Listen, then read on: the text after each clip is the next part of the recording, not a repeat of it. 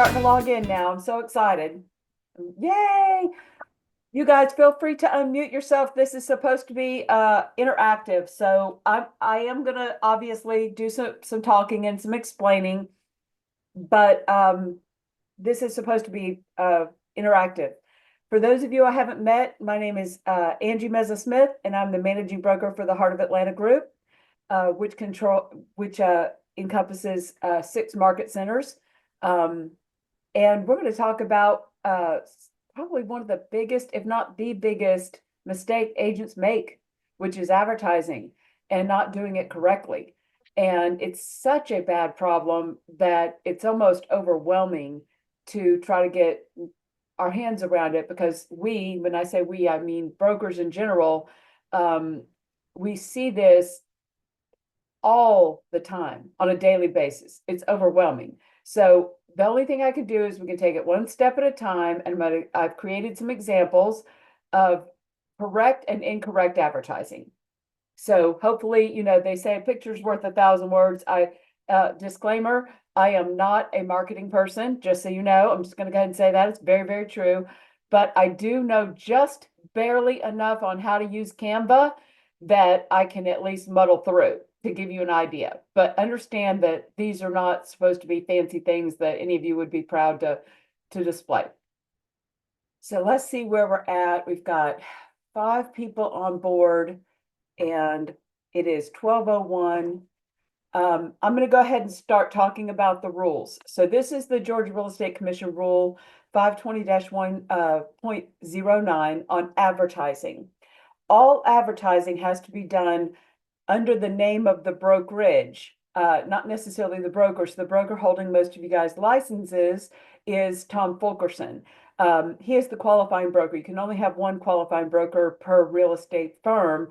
Tom is the broker that holds everyone's license, with the exception of Atlanta Classic and South Fulton, and that the licensed broker holding the licensee's license is Toya Stevenson. But the name of the licensed firm, so that could be anything from Keller Williams Realty Buckhead, Keller Williams Realty in Town, Keller Williams Atlanta Classic, Keller Williams Realty Midtown, Metro Atlanta, Signature Partners, etc. So whichever office that is hanging your license, you have to identify that brokerage on all forms of advertising. And that means basically anytime you as a real estate professional are identifying to the world, to the public, that you're in the real estate business. Where we're seeing a problem is agents are going on sites like Canva. There's all these wonderful logo apps, and you can create a logo in a matter of minutes very easily. But one thing you guys are leaving out of your logos is the name of the brokerage that you're licensed with. So you're immediately not compliant when you post that on social media, when you put that on a business card, and when you put that anywhere at all where you're identifying to the world, to the public, that you're in the real estate sales business. Because basically, I want you guys to think of it like this. You're a finger attached to the body, and the body is the brokerage. So you can never just go out there and be an independent finger that's not attached to a body. You're always attached to the body, and that's the brokerage, the firm that you're licensed with. So that's very, very important. And when it says under the direct supervision of the broker, it means all forms of advertising. If you're designing a logo, if you're designing a business card, if you're designing a postcard, if you're designing a flyer, if you're designing a custom sign, you're supposed to send that to the broker for approval, and let us make sure that it is compliant with Georgia Real Estate Commission rules. So the first example that I'm going to show you guys is just a basic advertising. We see these all the time on people's Facebook and Instagram and different places all over social media, where someone has created a logo, but the logo is completely absent of the name of the brokerage. And so I've created a fake logo for myself as a real estate agent. And just to give you guys an example, the other thing I want to point out to you guys is that if you're going to use a team name rather than the name that is shown on your real estate license, then you need to also identify the name shown on your license. but you also have to have written permission from the broker holding your license to use that team name. Most team agreements do have that permission already embedded in them. But we can get a simple one-page agreement to use a team name. But that's another very important thing, because remember, even if you're incorporated, that corporation for your team isn't practicing real estate. That corporation is not allowed to practice real estate. The only company that's practicing real estate is the brokerage who you're licensed with. And you, the individual licensee licensed with that brokerage, is the licensee practicing real estate. So if you are incorporated, the main advantage for that as a licensed agent would be tax purposes. But you have to understand that you can't advertise as if that corporation is the real estate broker that is doing business and practicing real estate, because your corporation is not the real estate brokerage doing business. It is your team, and you can get paid to it.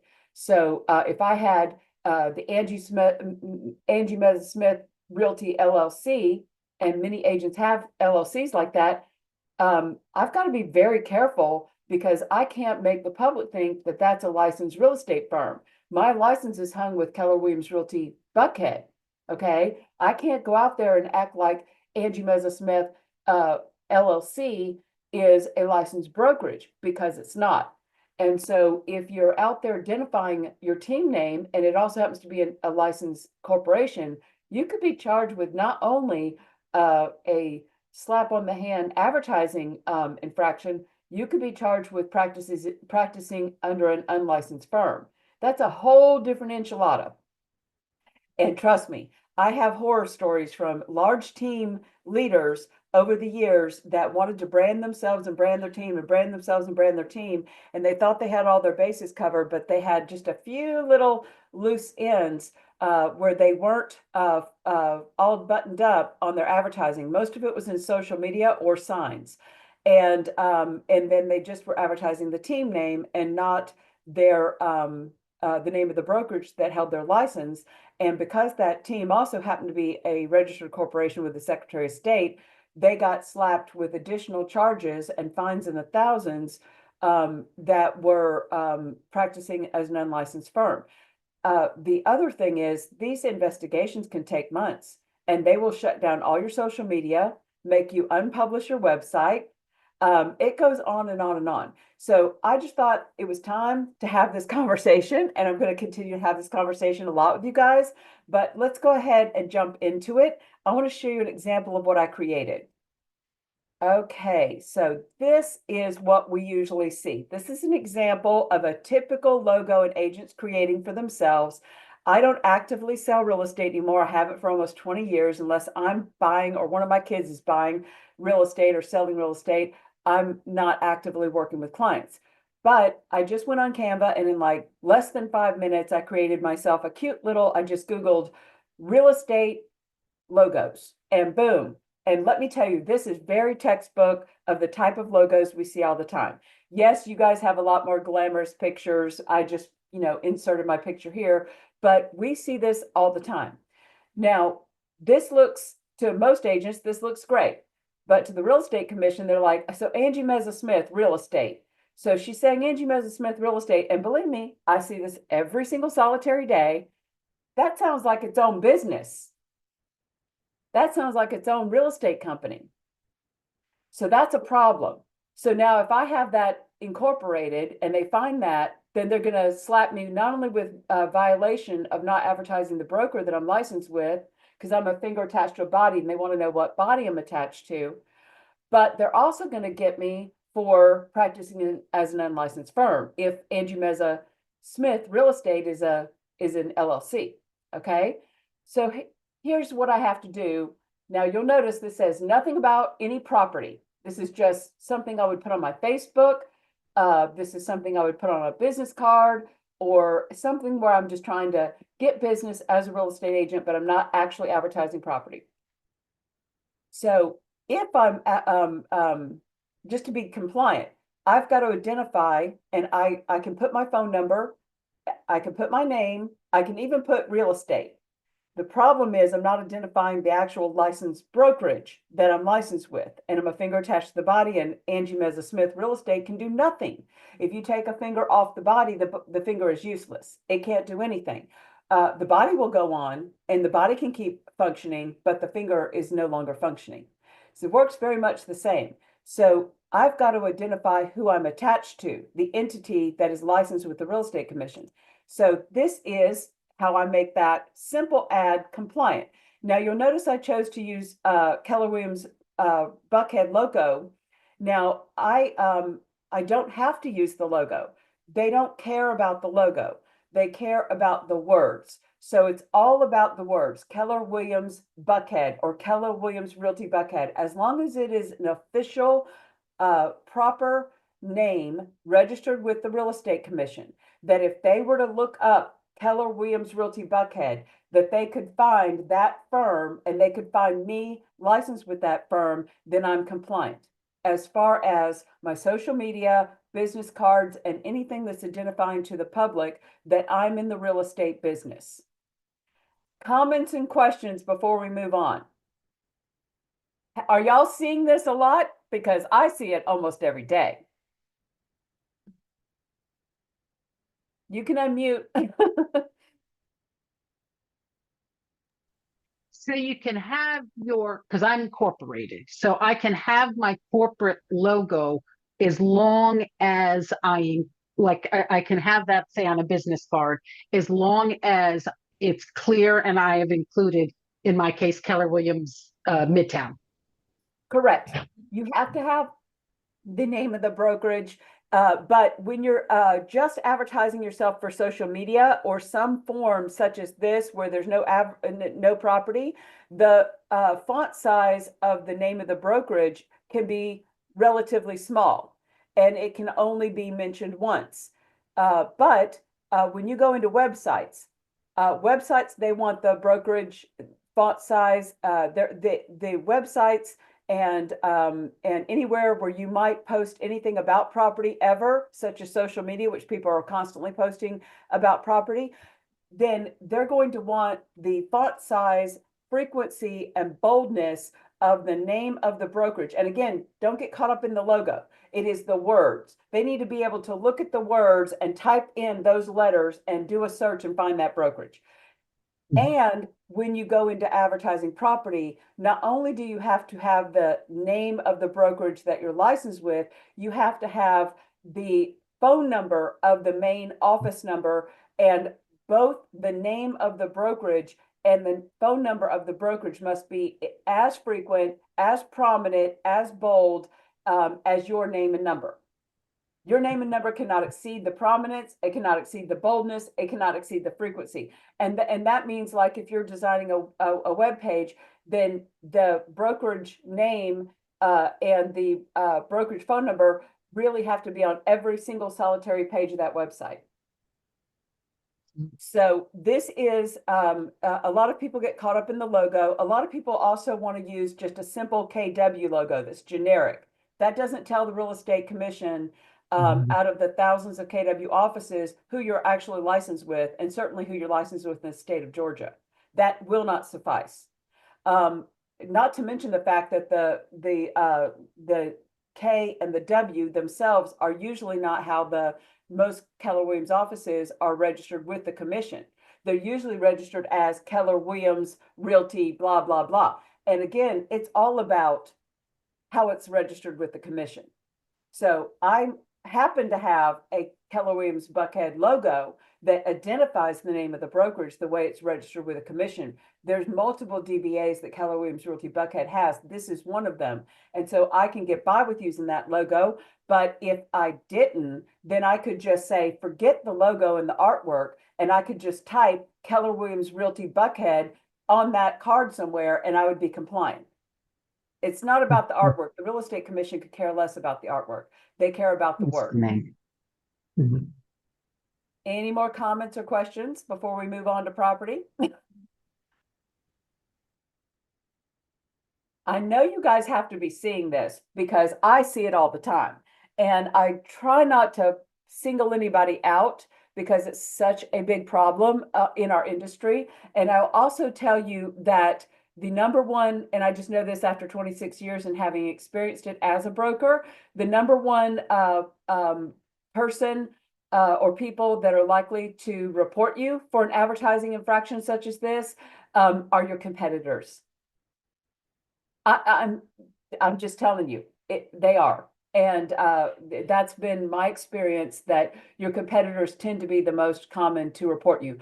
You're looking at it's not just the a couple $1,000s in fines, depending on how serious it is. You're looking at having to redo marketing if you are not compliant. You're looking at having all your social media and websites unpublished and taken down. You're looking at a lot of disruption in business over an advertising infraction if somebody reports you and you start getting investigated. And trust me, when they realize that you're not compliant, they will start looking at all areas of all things you do in the form of advertising. It's no joke. So I just wanted to have this real heart to heart with you guys and explain to you that this is probably the number one thing I see that's pretty much in your face and a huge problem in our industry. And I'm going to start shouting at the top of the rooftops to try and get the word out so you guys can go in and get compliant before there's any, problem. Now, And I do have another question. Go ahead, Colin, please As interject, far please. as like sometimes I live in East Atlanta, I'm a part of the business association. A couple times a year, I will sponsor the meeting, and I sponsor it as a real estate agent. All that, and they will do the marketing for me usually. In that kind of marketing, since I am as a real estate agent promoting myself at this association, does their marketing also have to include it does. Okay. I'll make Think of sure it that like this. happens. This is why, Colin, this is why I use the analogy, you're a finger attached to the body. Yeah. You know who loves that analogy? The real estate commission. I've been talking to them for over 20 years. They know about my Angieisms, my things, all offers have to be presented. I actually had the nerve to invite the head of investigations to my contracts class a few years ago. And she thought I did a great job. So I have, a good communication and try to have a good relationship with the real estate commission. And we should. They're not our enemy, but they also are in charge of making sure we're not running off the side of the road and running stop signs and doing things to hurt the public. The reason these rules exist is strictly, absolutely protection of the public. And if an individual licensee being a finger attached to the body, the public needs to be able to track down who's responsible for them. Who's supposed to be supervising them? If they're out there running astray and running amok, and you can't find them, and you can't find who's responsible for them, then that's harmful to the public. And so that's why these rules exist. So when it comes to social media, as well as websites and advertising specific property, then you have to go to another level. Font size matters, frequency matters. And again, it's not about the logo or the artwork, it's about the words. Think of it like this. I said this a minute ago, but I really need you guys to understand. You need to think of it like the real estate commission investigators driving by my sign. They're looking at my social media. They need to be able to look and see the name of the brokerage that holds my license, in addition to my name as it's licensed with them. And if they were to type in those and search their database, they would find me and they would find me licensed with that entity. That's what the litmus test is that this needs to pass. We also have agents that like to use nicknames or their middle name instead of the first name, or agents that get married or what have you, and their name has changed, or the name that they market themselves under is not the same as the name on their license. This is an easy fix. All you have to do is you have to go to the Georgia Real Estate Commission website and look under the forms and find a change application. And the broker doesn't even need to sign it. You just need to fill out the change application and fill in the change of name form, your license number, you sign it, and it's about a couple of minutes for you to get that emailed into them. Now, they'll take a couple of weeks to process it, but you can look yourself up and see if they've changed your name. So if you go by your middle name, or you go by nickname, or you got married or divorced or whatever it was, and you changed your name, you need to make sure that the name that is identified, that you're identifying yourself in the real estate world to the public, is going to match what they find with your licensee. This is another problem. And being the owner and director of my own real estate school, when I'm putting in CE credit, I find that all the time. I'm trying to put in someone's CE credit, and sometimes their license number may be incorrect. And it is rough trying to find what their real license number is, because I'm looking them up by their name and they've changed their last name, or they go, sometimes it's their last name and then they also use their middle name as their marketing name. And so it can be really challenging trying to find someone's name. Trust me, you don't want to cause that kind of trouble to a real estate commission investigator, because it costs you a lot of money when they can't find you. This is a problem, because then it's cha-ching, cha-ching, cha-ching, and again with the advertising. So again, got to have the same frequency, the same boldness or prominence, same font size of not only your name as it is registered with the real estate commission, but your phone number, in addition to the firm's name as it's registered with the real estate commission, and the firm's phone number. If one font size is more prominent or bold, it must be the firm's phone number and name, not yours. But I understand, we get it.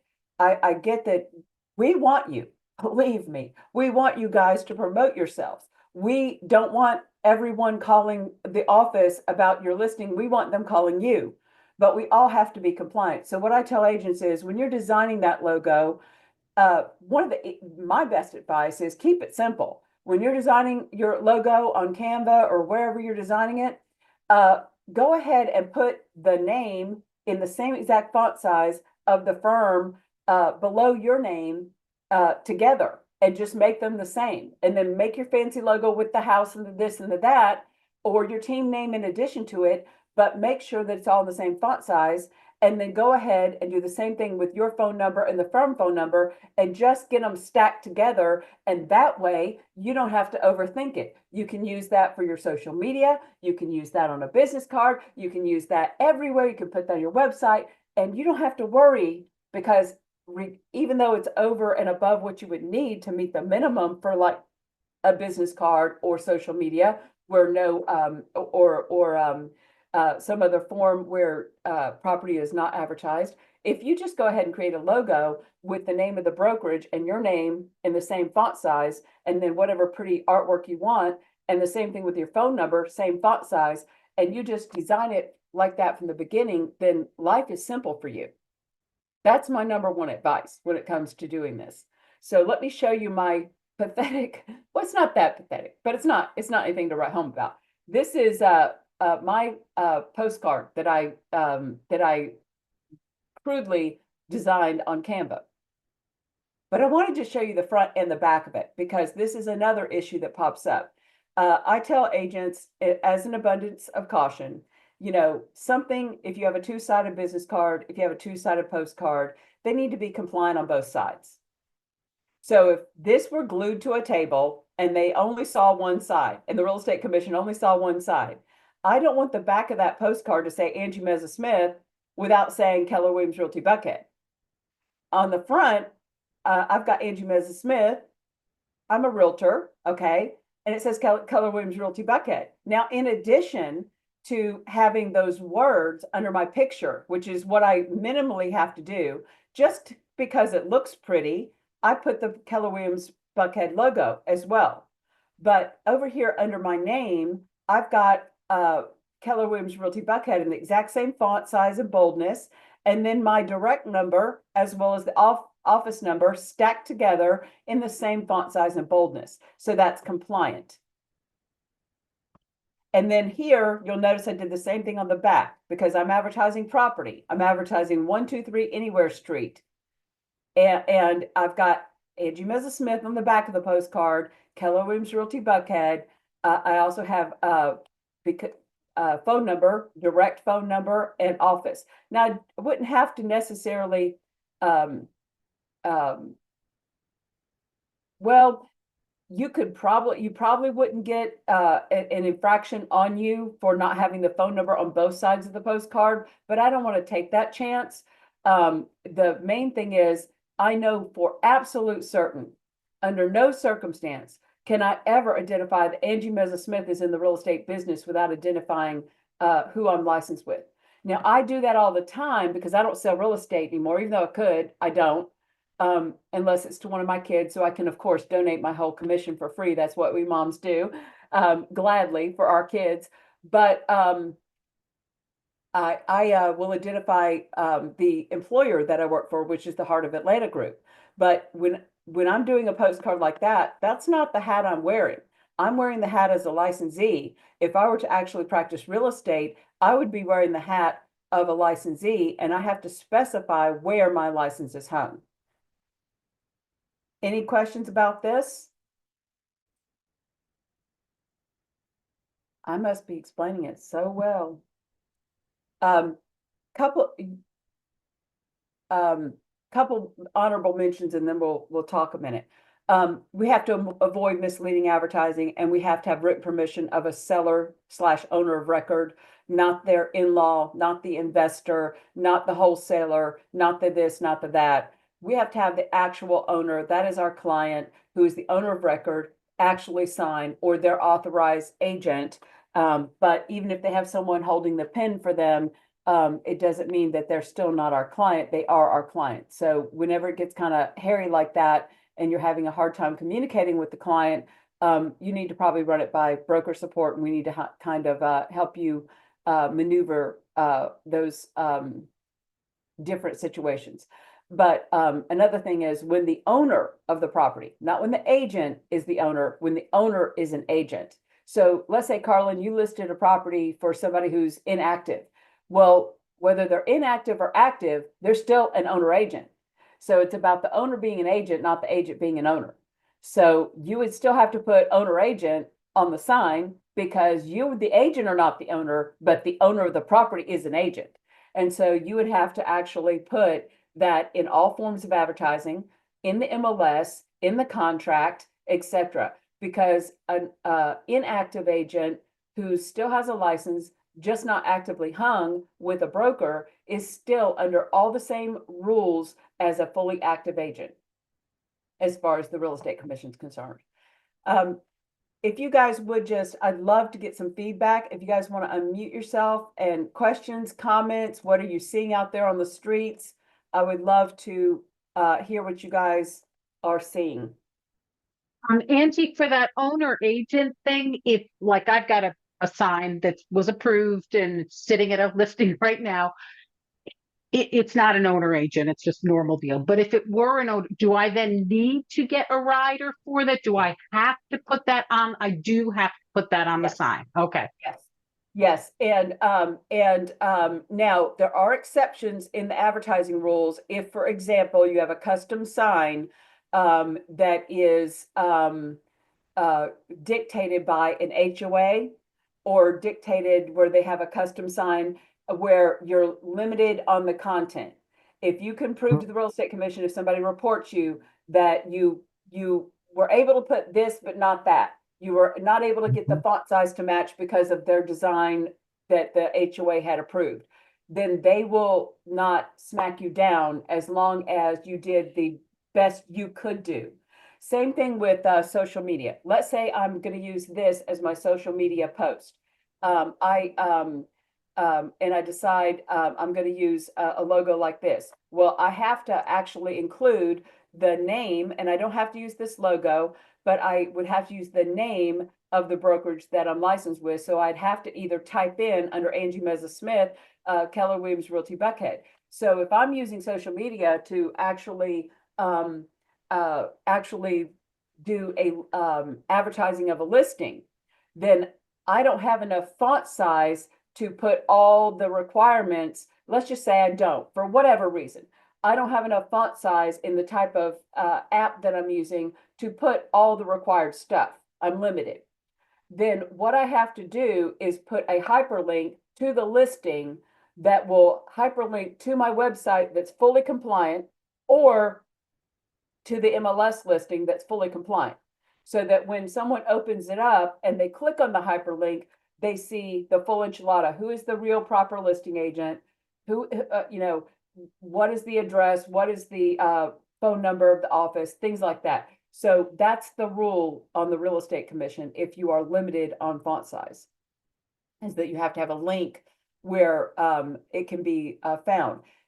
I'm telling you, I ask other brokers, and I talk to agents, and when I'm teaching classes at different market centers, and I just taught several license law classes at different market centers, and you know, there were a lot of people like looking down at the table, avoiding eye contact. And one of the people in the class who works on staff was like, all of y'all are not compliant. And I was like, this is such a big problem, but we've just got to start dealing with it and getting compliant, because, these little surges of complaints, they tend to kind of go in waves, where it's like the hot thing for a while, where, just like any other trend in a market, you have waves of complaints, and the waves of complaints will come during different market conditions, and things like that. And they'll come in waves for different reasons.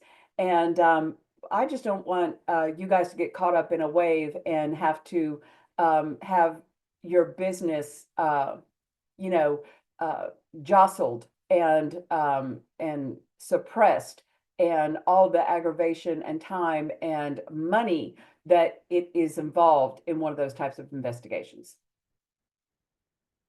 My largest team at my former brokerage, 76 people on the team, they got dinged. And the team leader told me 6 months after it was finally wrapped up, after 6 months, and all the thousands of dollars in redoing the marketing and this and that. And the real estate commission investigator on the signs was literally taking a ruler to the words of the font of the team name and comparing it to the words of the font of the business name, like a ruler. I'm not kidding. And the team leader told me I would have struck them a $10,000 check to have avoided the hell I've been through for the past 6 months. In a heartbeat. So I just don't want you guys to fall prey to that. So is this helpful? Good. Yes. Nicole, any feedback? I see a couple of you guys on here. Matt, Jacqueline. Yeah, no, this is really helpful. I just took a look at my own social media, and I do not have a phone number. Well, you don't have to have the phone number. Okay. If you are only advertising yourself and never ever advertising property, then all I have to have on this is Angie Mezza-Smith and Keller Williams Realty Buckhead. Okay, then I'm good, because The this phone is just number, educational stuff that I'm sending, yes. I'm posting. Okay. Yes, but most people, if you're going to be on social media, they do have their phone number in the vast majority of examples. That's why I put it there.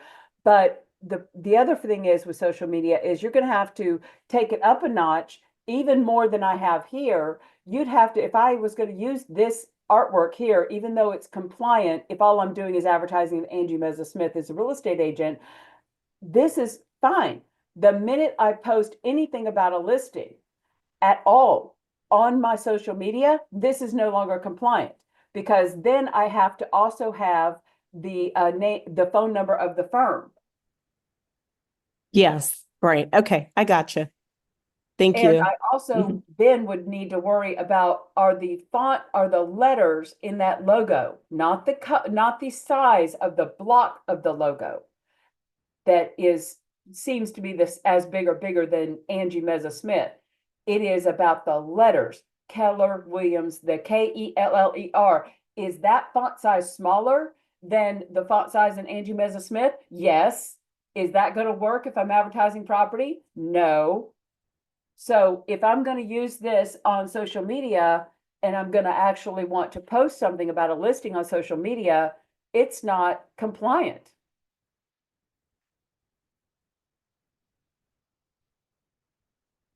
So, but I just wanted to tell you, this example here, I see this right here. Angie Mezza-Smith Real Estate, I see this every single solitary day from agents. Our agents, agents from other companies. Jacqueline, did you have a question? Hold on. Yes, am I unmuted? Yes, yeah, I can hear you. Well, I could hear you. Hold on a second. Okay, I'm sorry. I'm driving. Can you hear me now? I Yes, apologize. I can. Okay, so um, if you're just previewing property and you have permission to post pictures or your own video from previewing onto social media to share what you liked about the property, um, are you is it acceptable to put that information in the comments and not put a graphic up with your name and logo and that type of thing on it, and just only put the property images and all of the contact information for the listing agent and their company in the description? Well, it's your page. So if it's your page and if you're supposed to put a hyperlink. So Mhm. if you have a hyperlink that is compliant, what it is, the real estate commission wants when it's on the internet, they want one of two things. They either want it to be compliant on its face, where font size, frequency, phone number, name, and office number, and all that is all there, along with whatever property.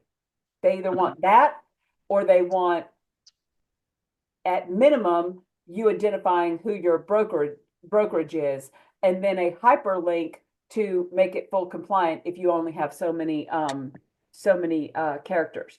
But the problem is if you're advertising and you have permission and you need permission to post that listing of another agent that you just showed, the thing I would be looking at to see if you were compliant is I'd want to know that Jacqueline's realtor is identifying who she's licensed with. That's first and foremost what I'm Okay. looking.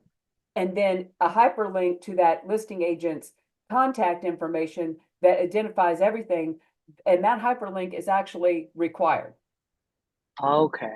Okay. So not just tagging their social media name, you have to have a Um, hyper. it's supposed to be a hyperlink to the listing itself. Okay. All right. Thank you. That's very helpful. Sure.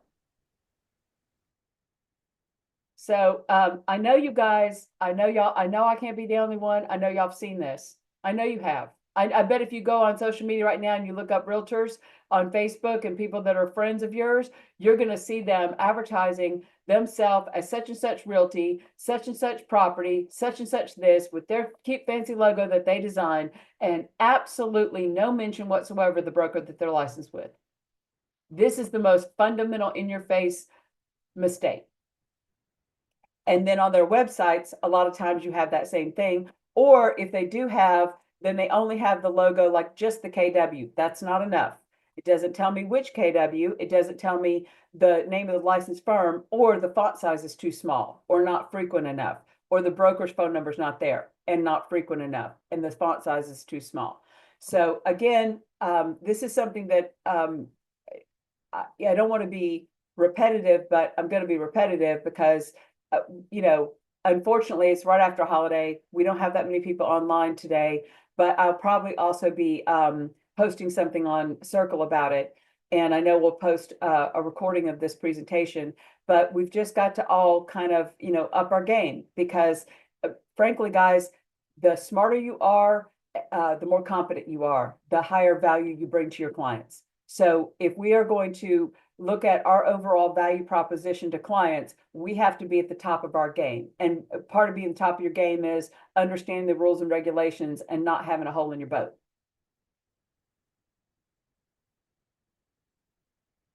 Any questions, comments?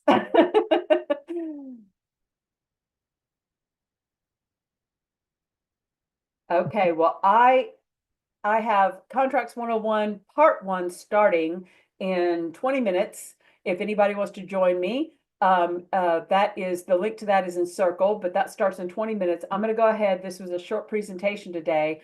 I will be posting something like this on Circle, just maybe a condensed version of it.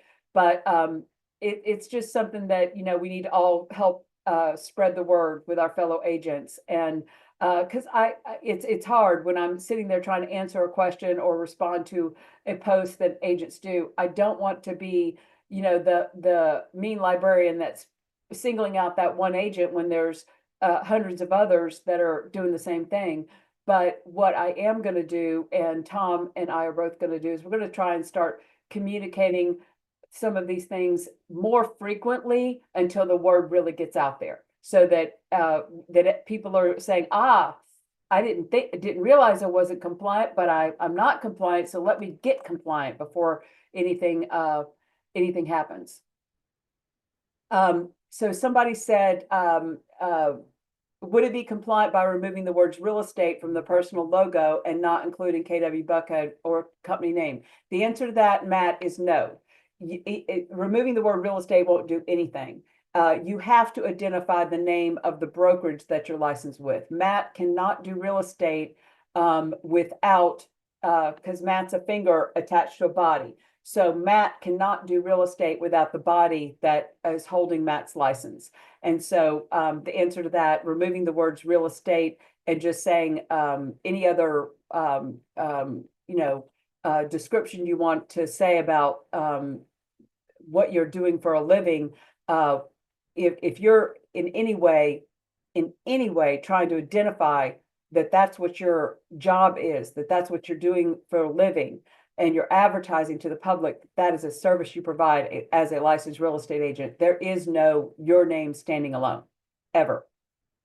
Not on a business card, not on social media, nothing. And that's where we also, you know, so many of us are kind of straddling the fence on our Facebook accounts and different things, where we have our personal social media, but we have all these followers and friends. And since we happen to all be in the place to live business and everybody needs a place to live, it gets very kind of confusing sometimes. Where is that my personal Facebook page? I don't have a separate one for business. Well, here and there scattered around, I have personal stuff. That's fine. I can talk about my Thanksgiving dinner with my family. That has nothing to do with me advertising that I'm in the real estate business. But when I am advertising that I'm in the real estate business, anywhere where I'm advertising that, it's got to be compliant and it's got to identify who I work for. Email signature, Claire, absolutely. Voicemail, your voicemail greeting has to identify who you work for. You're a finger attached to the body. At no time is that finger ever able to practice real estate without the body. Email signatures are very important. Voicemail greetings, very important. I can't tell you how many times over the years I've had agents voicemail greetings say, "Hi, this is Angie Mezza-Smith with Angie Mezza Realty."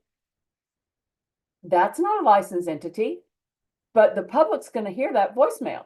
They're going to see that signature. You're identifying to the public that you're in the business. Finger attached to the body. Let's see, any more questions in the chat?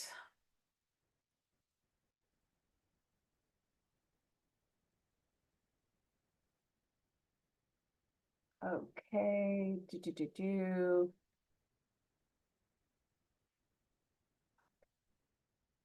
All right, guys, I don't see any fresh questions in the chat. If anybody has any, let me know real quick. Otherwise, we're going to wrap it up and I'm going to start Contracts 101, Part 1, which we do every week unless it's a federal holiday, on Mondays at 1 o'clock. And I'm filling in for Tom today, and I'm going to do Part 1, and then I'll be doing next Monday, I'll be doing Part 2, which is the purchase and sale. Today we'll focus on the buyer brokerage agreement, and preparing for your buyer consultation and just the things that you do before you ever get ready to actually write the offer, with a heavy focus on the actual buyer brokerage agreement. So if anybody wants to join me, it'll be link here in about 15 minutes. I will see you in a few minutes. Otherwise, I'll see you guys next week and we'll try to bring some more important nuggets to discuss. Thank you so much for being here today. Thank you. Thank you, Thanks, Angie. Nicole. Appreciate it. Thank you. Appreciate it, guys.